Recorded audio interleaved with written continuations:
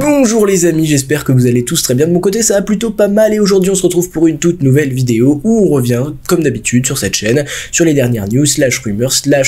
annonces autour d'Avengers 5, Avengers Doomsday pour kiffer l'attente tous ensemble un maximum. Et aujourd'hui on a du lourd, on a des révélations officielles de l'acteur de Doctor Strange qui a fait une bourde mais ça a l'air plus ou moins d'être volontaire et à mon avis ça cache pas mal de choses donc on va en parler et en débattre assez longuement, mais aussi sur toutes les autres choses qui nous ont été révélées depuis le 10 du mois de janvier, là où s'était arrêté la dernière fois. Mais avant qu'on rentre dans le vif du sujet et qu'on commence, n'hésitez pas à envoyer vos théories, vos idées, à partager vos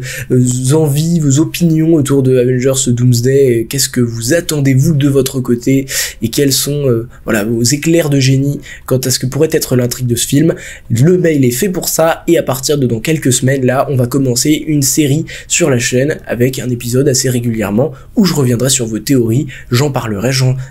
j'essaierai de faire l'analyse de ce que vous dites et de démêler un petit peu ce qui pourrait être réellement le cas et arriver dans Avengers Doomsday et à l'inverse ce qui pourrait être beaucoup moins probable. Mais voilà, ce mail est ouvert, sachez-le, donc n'hésitez pas, n'hésitez plus. Et commençons directement avec ce qui s'est passé le 14 janvier. Alors j'ai relaté les propos de Beyonder Report qui, de mon point de vue, n'est pas forcément très fiable, mais ça me permet aussi d'aborder un sujet dont je n'ai pas beaucoup parlé, c'est l'aspect Kang. Alors, je vous ai répété que selon moi, Kang, on ne le verra plus. Dans le MCU, pour moi, il a été définitivement écarté, et la fin ouverte de Loki saison 2 permettait au studio de éclipser tout ça, et de dire, oui, bon bah, de leur côté, le TVA a éradiqué tous les Kang, et ça se passe comme ça. Je pense que, vraiment, alors que à mon humble avis, la fin de la saison 2 de Loki et même la scène post-crédit devait mener plus ou moins jusqu'à Avengers Doomsday, ça a totalement changé et ils ont mis cette fin où le TVA se met à traquer les Kang pour justement avoir la possibilité, si Majors était condamné, ce qui a été le cas, de carrément partir sur autre chose, mais si il était réhabilité, de continuer avec lui. Donc il y avait ces deux possibilités là, et depuis que Majors a été condamné et coupable sur plusieurs chefs d'accusation, il a été écarté, et depuis on pouvait se demander, mais est-ce que Kang ne va plus du tout être évoqué, est-ce qu'il va pas être mentionné, même dans les films Avengers, est-ce qu'on parlera pas, même on ne l'évoquera pas sans forcément le mentionner, c'est-à-dire oui, quelqu'un a fait du mal dans le multivers, ou quelqu'un a essayé de prendre le pouvoir ou de créer quelque chose, pour plus ou moins l'inclure dans tout ce qui se passe, parce que c'est quand même l'une des grandes figures multiverselles de cette saga du multivers, et ce serait bizarre de l'éclipser comme ça. Moi je pensais que ça allait être le cas. Mais Beyonder Report nous dit quoi ? Le 14 janvier, il nous dit que Avengers Doomsday commencerait avec une scène intense nous montrant Dr. Doom assassinant de sang-froid le conseil des Kang. Cela aurait pour effet de démanteler directement le personnage de Kang et de l'écarter des intrigues d'Avengers Doomsday et Secret Wars. Je trouve ça assez intelligent, je trouve ça assez pertinent. S'ils font quelque chose comme ça, d'écarter Kang, mais de belle manière. Alors, ils sont pas obligés de reprendre Jonathan Majors, donc qui jouait Kang parce que ça va être compliqué et que l'acteur est controversé, mais ils peuvent reprendre un autre acteur qui va jouer Kang quelques minutes, quelques poignées de secondes, et qui va se faire détruire par Doom au début du film, qui va peut-être chercher à récupérer quelque chose. Pourquoi je trouve ça intelligent et je trouve ça pertinent, je trouve ça même brillant en fait, parce que on se souvient de l'intro d'Infinity War, où Thanos détruit totalement tout le vaisseau Asgardien, tue Loki, voilà, on arrive dans une scène vraiment dur où Thanos montre directement sa puissance, et là on comprend un petit peu ce que ça va être ce mec et pourquoi il va être une menace et très dangereux, et à la fois on comprend ses ambitions, récupérer les pierres. Donc en une scène on voit toute la puissance et toute l'aura du personnage, et à la fois on comprend toutes ses motivations et toutes ses ambitions. C'était excellent cette scène d'intro d'Infinity War, moi je trouve qu'Infinity War est magnifique. Mais là ça serait un petit peu la même chose, c'est-à-dire que il tuerait absolument tout le Conseil des Kang qui nous montrait sa puissance extrême, mais dans un même temps, on verrait aussi quel est plutôt son but, c'est-à-dire le même que celui de Kang dans Quantumania. Alors, ça pourrait paraître effectivement de juste reprendre les motivations de certains personnages et les coller à d'autres quand ça nous arrange, mais je crois vraiment que ça va être le cas de cette histoire de je veux créer mon propre monde à mon image, qui était le cas de Kang et ce qui sera le cas de Doom à mon avis, et je pense qu'il y a moyen qu'il lie par A plus B de manière plus ou moins explicite le personnage de Doom et le personnage de Kang, qui pourraient même peut-être éventuellement être des variants l'un de l'autre. C'est ce qui pourrait être sympathique. Donc voilà, ça nous a permis d'aborder deux choses importantes. Est-ce que Marvel va laisser de côté Kang et ne plus en reparler, ne plus y revenir, ou bien, et c'est peut-être la chose à faire, l'éclipser dès le début des films Avengers, comme ça c'est conclu et on passe à autre chose, tout à fait à autre chose. Et donc la deuxième partie intéressante, c'est comment est-ce qu'ils vont réussir à montrer Doom assez puissant en expliquant ses motivations en une scène comme ils l'ont très bien fait dans Infinity War. C'est ça qui va être plutôt sympathique à suivre. On arrive donc toujours le même jour, le 14 janvier, Daniel RPK dit que Deadpool et Wolverine apparaîtraient tous les deux dans Avengers Doomsday et Pepper Potts aussi. Alors Pepper Potts, pour le coup, on avait déjà la confirmation et c'est plutôt logique, un personnage qui est là depuis le premier film du MCU, l'un des rares, même le seul, encore réellement vivant dans cet univers-là du MCU depuis le tout premier film, donc un personnage legacy, un personnage hyper important et impactant, surtout quand on sait que Doom sera joué par Robert Downey Jr., donc il va y avoir des scènes un petit peu troublantes où les personnages découvrent que leur plus grand ennemi était leur plus grand héros et leur plus grande figure emblématique. Et c'est vrai que la scène où Pepper Potts découvre ça, où Pepper Potts peut-être parle à Doom et essaye de quelque chose parce qu'elle connaît ce visage et elle connaît, voilà, bon, ça peut paraître un petit peu gnangnan. Pour autant, c'est quelque chose qui pourrait avoir beaucoup d'impact. On parlait beaucoup de peut-être qu'il y aurait une meilleure relation que dans les comics entre Doom et Peter Parker, qui sont juste dans les comics, dans les bandes dessinées, il y a juste une relation antagoniste entre les deux. Peut-être pas forcément des némésis, mais voilà, ils sont opposés, ils se rencontrent pas mal de fois. Et là, comme Tony Stark et qu'il y aura une version multiverselle, enfin Doom plus ou moins, avec en tout cas le même acteur le jouera, donc il y aura quelque chose, un lien fort avec le personnage de Spider-Man de Tom Holland, on pourrait avoir la même idée pour Pepper Potts. Bon, fermons cette parenthèse, Pepper Potts revient, ça c'est plutôt intéressant, mais c'est plutôt logique. Mais du coup, Deadpool et Wolverine reviendraient. Alors, il y a eu souvent et longtemps cette théorie, même à l'époque de The Kang Dynasty, que le film numéro 1 des deux films avec Secret Wars, et donc là c'est Doomsday, serait centré sur les personnages du MCU, donc c'est-à-dire ceux de notre Terre, de notre réalité 616, donc Spider-Man Tom Holland, Captain Marvel, le nouveau Captain America, et tutti quanti, mais là du coup ça nous prouve que non, on sera beaucoup plus, alors ça c'était bien sûr, cette idée-là était beaucoup plus à l'époque de The Kang Dynasty, et du coup dans un second temps, Secret Wars parlerait des personnages du multivers et de la manière dont ils convergent dans ce Battle World, et dont ils peuvent interagir les uns avec les autres. Là, je pense que du coup, ça nous montre et ça nous prouve que le film ne va pas se tourner et s'orienter vers là. Déjà qu'on sait que Doom sera plus ou moins variant Tony Stark, ce que je ne cautionne pas, mais qui est la réalité, qu'il y aura aussi l'acteur de Captain America, Chris Evans revient, Scarlett Johansson revient, donc il y aura des versions alternatives à partir du moment où on comprend que ces acteurs hyper importants reviennent dans des versions alternatives. Le film ne sera plus centré sur cette ère du 616, mais bien sur le multivers en lui-même, en tout cas sur les dernières réalités du multivers, parce que je pense qu'on va assister à l'effondrement du multivers, et dans ces dernières réalités, je suppose qu'il y aura la réalité des X-Men, la réalité de Deadpool, qui va rentrer en ligne de compte, qui va peut-être se heurter à la réalité du MCU, l'incursion entre les deux va peut-être être le sujet, le débat qui entoure le film, peut-être celle avec notre Terre des X-Men qui nous permettrait d'introduire les nouveaux X-Men, comme on sait qu'un film est en développement, ça plus autre chose, mais voilà, c'est cette deuxième Terre X-Men avec, on le sait, Monica Rambeau qui est coincée dans cet univers, on le voit dans la fin de The Marvel, ça permettrait de lier quelques intrigues de l'univers pour Doomsday, donc ça ce serait plus que intéressant et franchement logique et fluide, mais du coup oui, on peut clairement supposer que Deadpool et Wolverine apparaîtraient dans cette espèce de guerre multiverselle, et Doomsday serait reconverti en guerre multiverselle finale entre les toutes dernières réalités du multivers qui s'intercroisent et qui se rencontrent les unes contre les autres.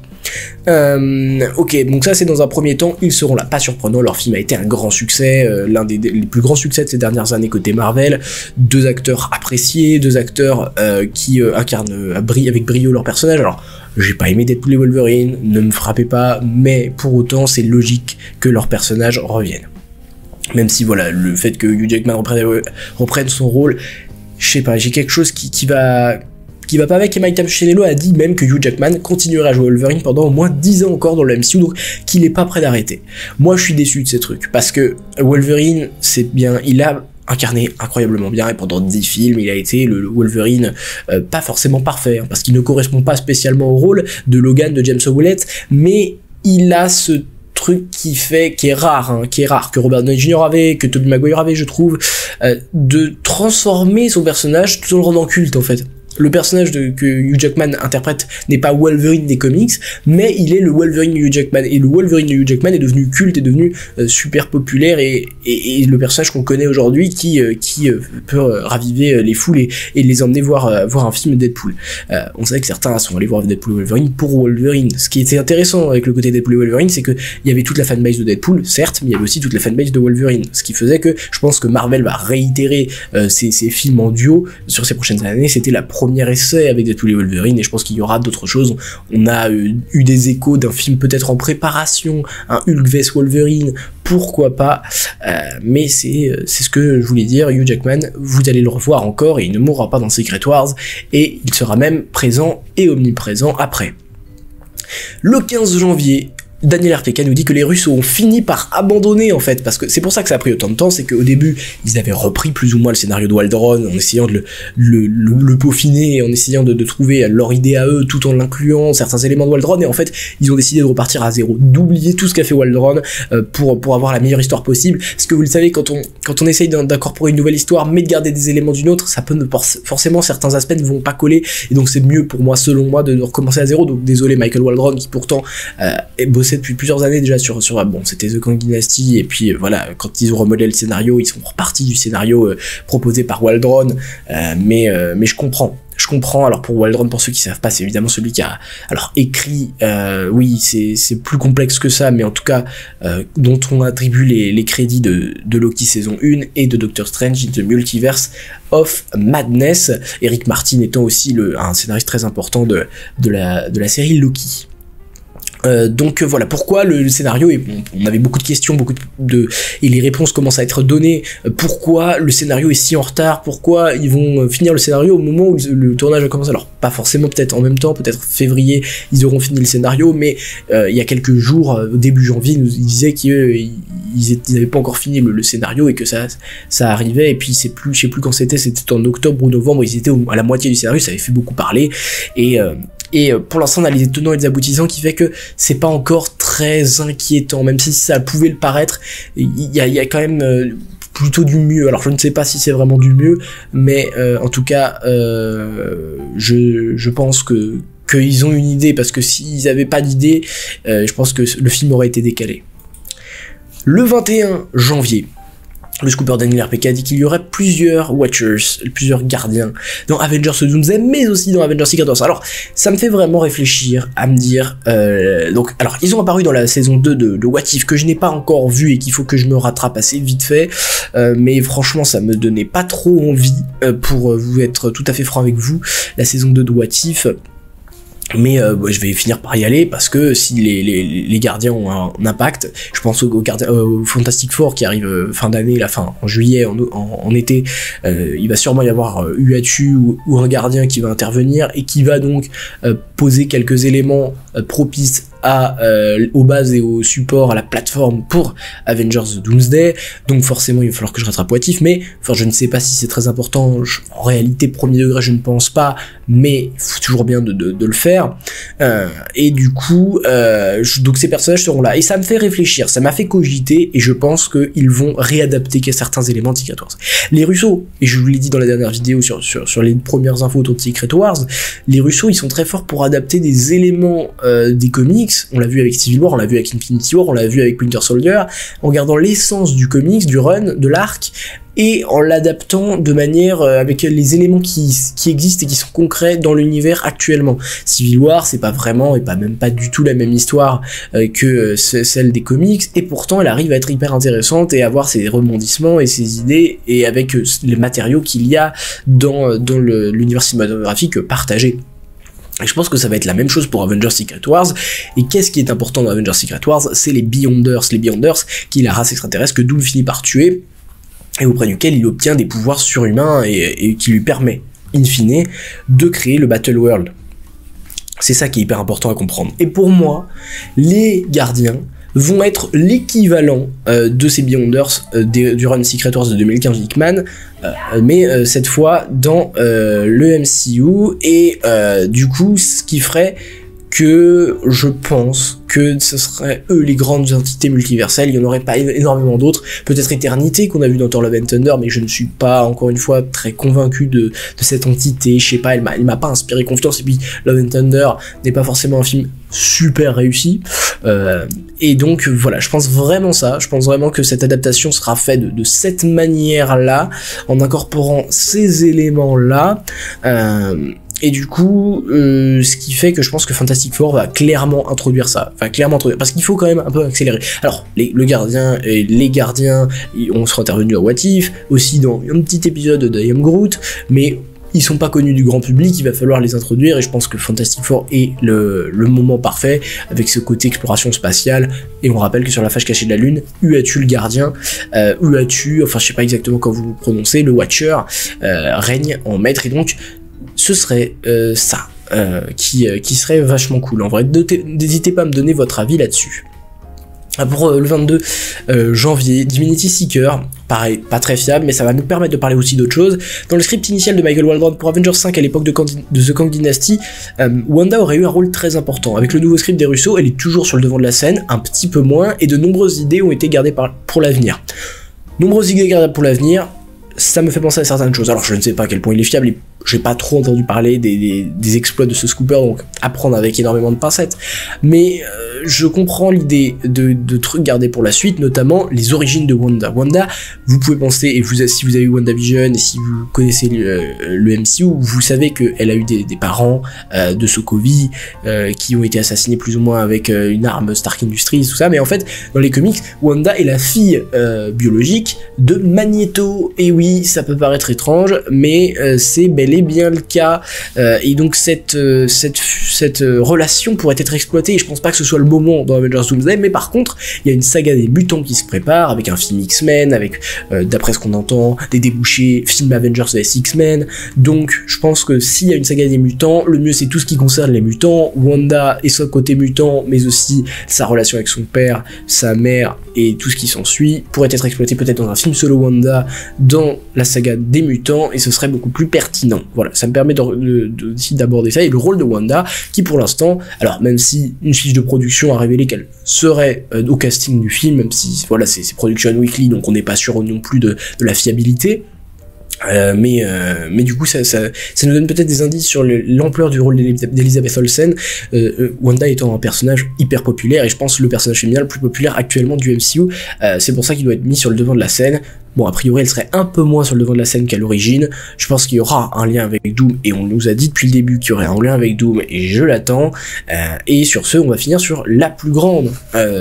info de la semaine. C'est Benedict Cumberbatch, donc l'acteur de Doctor Strange, qui révèle qu'il n'apparaîtra finalement pas dans Avengers Doomsday, car le personnage ne s'intègre pas à cette partie de l'histoire. Cependant, il y a beaucoup de Doctor Strange dans Avengers de Secret Wars. Alors, c'est surprenant en fait que Cumberbatch vienne dire ça, parce que c'est le premier acteur qui avait été plus ou moins confirmé pour être dans le film. Il avait déclaré en interview qu'il tournait l'année prochaine, il revenait l'année prochaine dans le MCU pour le prochain film Avengers. À l'époque on ne savait pas ce que c'était encore, et il disait bah ça va être un truc de fou, ça prépare une tempête. Voilà ce qu'il disait en interview, et ça avait été repris, c'était les premières infos finalement officielles de la part d'un acteur même du film sur Avengers 5 à l'époque.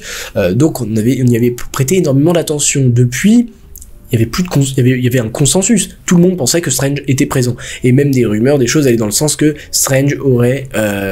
serait même au cœur même de l'histoire, qu'il serait la plus grande menace du multivers, qu'il faudrait éradiquer les variants de Strange. Enfin, il y aurait vraiment un gros impact de Strange dans l'histoire, et ça me paraît logique, et c'est pour ça que ça me paraît surtout très surprenant que maintenant, le 22 janvier 2025, Benedict Cumberbatch vienne de dire non, je ne suis pas dans le film.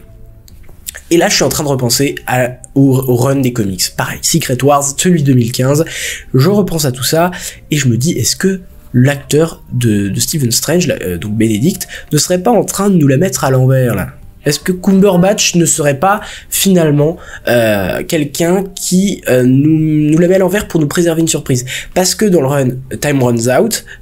qui précède Secret Wars dans les comics en 2015, En fait, Strange fait partie des alliés de Doom avec une espèce de race extraterrestre dont le nom m'échappe, mais il me semble, je crois qu'il fait partie des Black Priest, les prêtres noirs, il s'inclut là-dedans, et en fait, il y a un twist de l'histoire. À un moment, un Black Priest arrive sur Terre et enlève son casque. C'est Doctor Strange. Doctor Strange se révèle au personnage du MCU qui n'est plus dans leur camp. Surprise max, surprise folle, un grand twist de cet arc. Et donc, moi, je pense que ça va être réutilisé. Je pense qu'il dit qu'il n'y est pas dans le film, et c'est louable qu'il dise qu'il n'est pas dans le film, mais je pense que c'est faux. Je pense qu'il va être dans le film, mais qu'à un moment, quand on va découvrir qu'il est dans le film, ça va être un choc. Ça va être un truc qui va nous dire, mais WTF quoi, qu'est-ce qui se passe? Je pense que c'est la volonté des frères Russo, je pense que c'est la volonté, quand je dis qu'ils gardent l'essence des arcs, des comics et des pages de BD, des pages de ce qu'a fait pas Waldron, mais du coup Jonathan Hickman.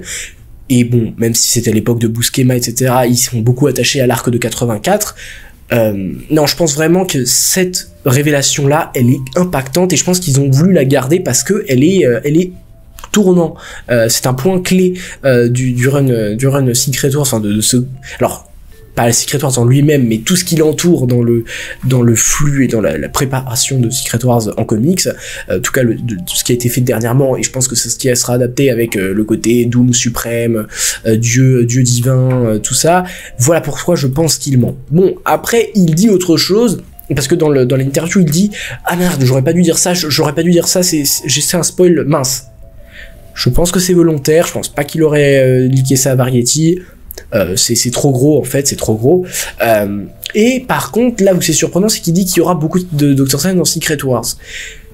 Je sais pas penser que démoler de vers du foie. Alors, le fait que Doctor Strange ait un gros rôle dans Secret Wars, il faudrait qu'il y ait une explication, soit au début de Secret Wars de où est Strange s'il était pas dans Doomsday, ou alors le film Doctor Strange 3 qui sort entre les deux, peut-être au début 2027.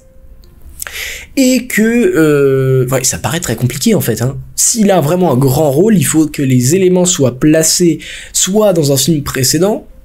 mais alors je vois pas où est-ce qu'il pourrait apparaître à part dans Doctor Strange 3, peut-être en février 2026, on sait qu'il y a un film vacant, mais ça m'étonnerait que ce soit ça. Soit, franchement, j'ai pas d'idée quoi. J'ai pas d'idée, et n'hésitez pas à me les donner en commentaire. Est-ce que vous le croyez, vous, Benedict Cumberbatch, quand il dit qu'il sera pas dans Avengers Doomsday? Ça paraît assez étonnant, et je pense que c'est à votre avis qui sera le plus intéressant, le plus pertinent là-dessus. Et j'espère, donc faites tout là, abonnez-vous, likez, partagez pour faire vivre cette chaîne, je vous en serai éternellement reconnaissant, et n'oubliez jamais, Subscribers, rassemblement. Allez, à la prochaine.